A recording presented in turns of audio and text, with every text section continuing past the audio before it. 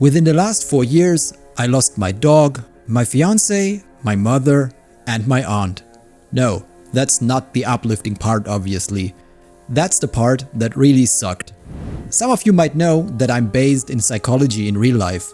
I've also played most of the Souls-likes worthwhile, including the Dark Souls series itself, of course, followed by Elden Ring. So, based on all of that, as a small New Year's present, let me try to give you something that goes beyond gaming. I'm not a lore master, this is just my interpretation, shaped by what I've lived through and what I've played. Welcome to 2026 and welcome to the Mish Pit.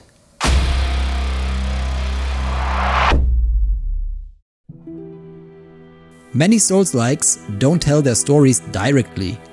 They don't sit you down and explain what's going on. Instead, they ask you to live in a world that feels wrong. A broken world, where things should have ended a long time ago, but somehow didn't. They tell stories of endless cycles, of cursed immortality, of worlds that just refuse to move on. But right now, I want to focus on something that sits very close to all of our lives. What happens if things aren't allowed to end? I think the genre isn't loved because it's arbitrarily hard, as some would say. The difficulty has a purpose. It slows you down, demands attention, and forces you to focus, so the hidden meaning woven into these worlds can be dug up by the player. And I'm sure many people are aware of that, consciously or subconsciously. They might not always be able to put it into words, but they register that something meaningful is happening beneath the surface. And that's a big chunk of why these games are so compelling. One of those meaningful things is the discussion of loss. Because if we weren't afraid of losing something, we wouldn't feel the urge to keep it alive long past its time. But we humans usually hate losing things. People, animals, objects, it doesn't really matter. And that has a lot to do with how we perceive time. The flow of time itself is convoluted, with heroes centuries old phasing in and out. The very fabric wavers, and relations shift and obscure. We don't just hate loss because things are valuable. We hate it because loss interferes with continuity and with our identity.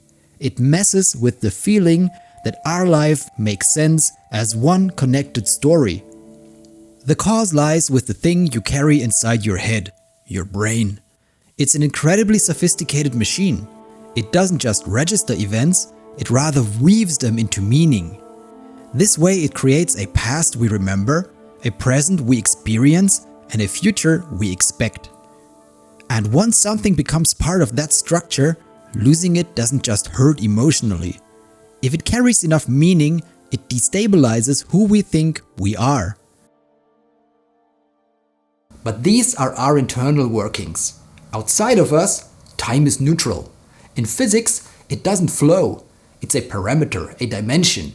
As time progresses, the universe is overwhelmingly likely to evolve toward higher entropy. Entropy is the tendency of things to spread out and lose structure over time. It gives direction to physical processes. In Newtonian physics, time is an external variable against which motion is measured. In relativity, time becomes part of space-time itself, and measured time intervals depend on the observer. A time interval simply describes the separation between one state of a system and another.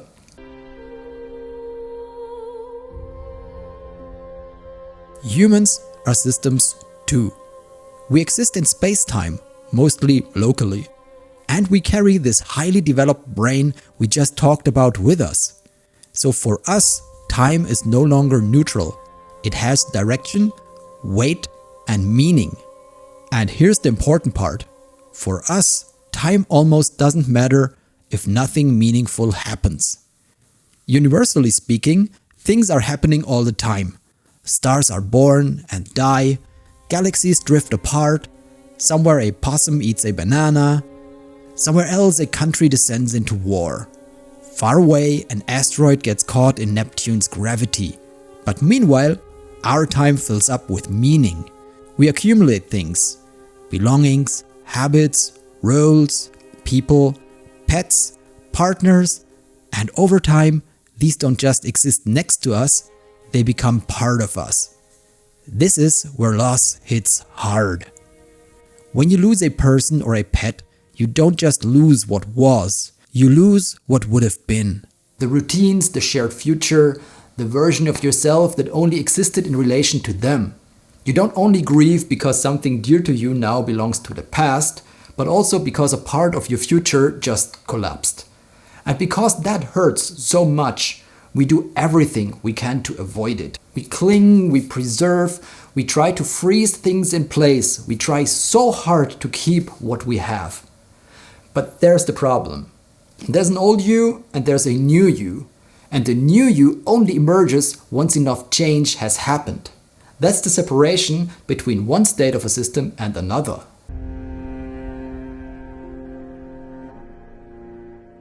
Three years ago and today, for example, I am not the same person. Loss forces change. If nothing is allowed to end, nothing is allowed to change. Remember entropy? Systems that don't change don't stay the same. They decay. They don't need to completely change their purpose, no, but they need renewal, which by definition is change. In games like Dark Souls or Lords of the Fallen, the worlds are not broken because something evil invaded them yesterday. They are broken because something refused to end a long time ago. Power is preserved without renewal. Faith is preserved without reflection. Identity is preserved without growth. This way, things were kept and loss was avoided, but they began to rot from the inside. Knights still wear armor, but it's fused to their bodies. Religion still exists, but it purely serves power instead of meaning. Identity has collapsed into conditioning. People stop being human and start being functions, keeping old ideas alive long after they stop being right, or clinging to beliefs that were never grounded in morality in the first place. And that's not just fantasy. Psychologically, the same thing happens when we refuse to confront ourselves, when we don't walk in the light of who we really are. I did not find my own son, not in Anor Londo, nor in Twilight Blight Town. When we never question where our beliefs and effects came from, our upbringing, our experiences, our traumas, our conditioning, then we're doomed to repeat old cycles without even being aware what's happening. We all know people like that.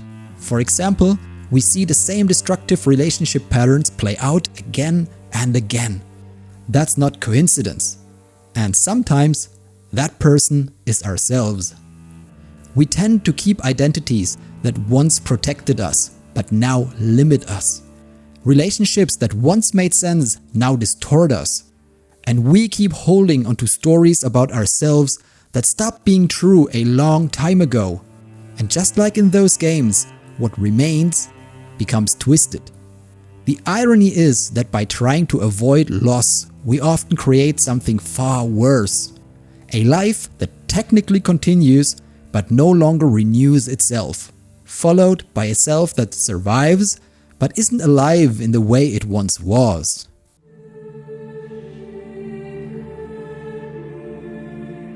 Here's the good news though. As fear isn't bad, but just a necessary emotion to ensure our survival, the cold sting of loss also serves a purpose. It forces an update and breaks patterns that would otherwise keep running forever. Loss interrupts who we thought we were and confronts us with who we actually are once the familiar scaffolding of our identity falls away. Fear, when listened to, becomes a compass and a warning system. When we stop cowering in its presence and instead stay with it, we don't become weaker. The opposite happens. If we use the higher functions of our brain, we can assess whether we really need to be afraid or not. Fear is triggered subconsciously, and if we shine a light into our own fears, we can learn a lot about our conditioning. This newfound knowledge allows us to rewire ourselves, to actively evolve our little helper called fear, which we feared so much before. Loss works the same way. If we allow ourselves to fully experience grief instead of suppressing it, numbing it, or running from it, something begins to shift. We start to understand how deeply we were attached, what role something or someone played in our life, and which parts of ourselves were tied to them. That understanding changes how we relate to ourselves and to the world around us. And that's why staying with grief matters. When we don't interrupt it, it completes its work and shows us patterns inside ourselves we couldn't see before. If we cut it short, those patterns keep running in the background, quietly steering our future choices. We reach for the same identities, the same relationships, the same coping strategies, not because we want to suffer again, but because our system never received a conscious update. Grief breaks cycles. A lot of times we know what we want, but often that isn't what we need. Loss makes us see, but only if we're willing to turn toward it instead of away. We suffer, yes, but by refusing to look away, we also don't return to who we were before. We become more whole, less dependent on old scaffolding, less afraid of change, more grounded in who we really are, rather than who we had to become just to survive.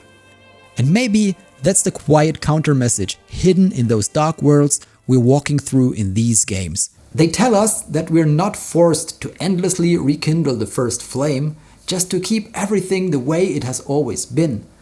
In reality, we're allowed to walk away, especially after we've put up the fight of our lives, after we made sure no option was left untouched, and we truly gave everything we had to preserve what mattered. When we then allow things to end without resistance, we step into something new. It won't be untouched by loss. Nothing in this world ever is. But now we're prepared. Our perception has changed, and with it, how we respond to whatever comes our way. And that's the uplifting part. Not that loss stops hurting, but that it doesn't have to be meaningless anymore. And that you're not doomed to repeat the same cycles forever. It takes time, it takes bravery, and it takes dedication, but eventually you can break the chain.